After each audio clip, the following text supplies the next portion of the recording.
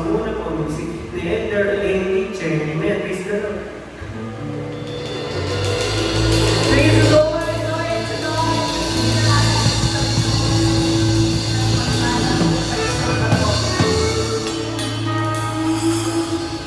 Praise the Lord.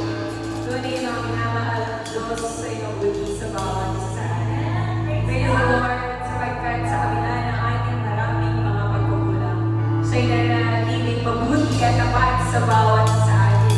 Kaya sa umaga ito, tayong lahat ay ating mataya-aawit sa ating Panginoon at ating aawit ang katapatan ng ating Panginoon. Praise the Lord.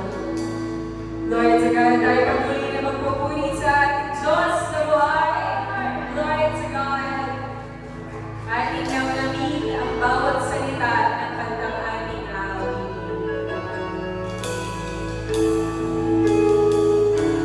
Sabay-sabay tayo umawit sa ating Panginoon.